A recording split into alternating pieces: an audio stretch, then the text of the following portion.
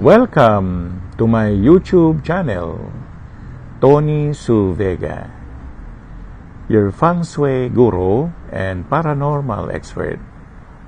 Horoscope, Libra, September 23 to October 22. Today is October 6, 2023, Friday. Sa love aspect, nakuha natin ang baraha na may kinalaman sa hustisya na normal. Maaaring nagtutukoy ito ng papel.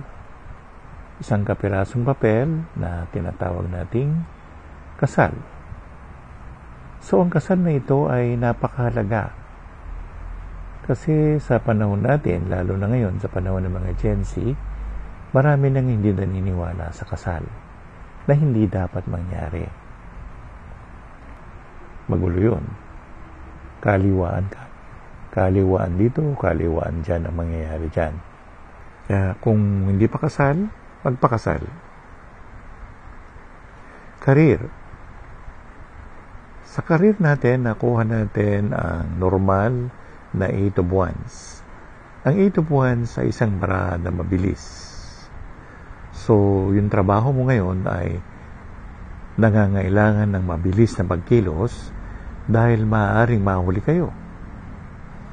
Kung yan ay bentahan, maaaring masulot kayo kung hindi kayo nagmamadali.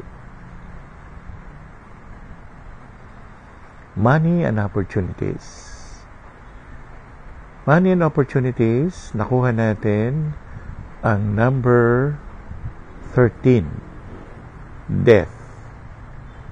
Ang death ay hindi naman talaga nagtutukoy sa death. Yan ay may kinalaman sa pamilya, mag-anakan.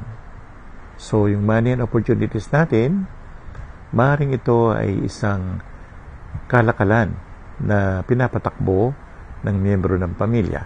At doon, manggagaling ang pagkakapirhan. Life coach. Sa life coach natin, nakuha natin ang 3 of Swords na baliktad. Ang 3 of Swords, kapag normal, ang ibig sabihin niyan ay kalungkutan.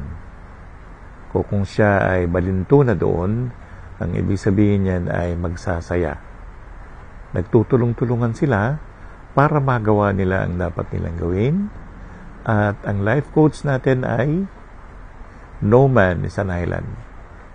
Walang tao na pwedeng mag-isa sa mundo. Kakailanganin niya ang asawa niya, kakailanganin niya ang kanyang mga anak, ang kanyang mga apo, at kasama na rin yung mga aspeto ng buhay-buhay, kagaya ng kalusugan.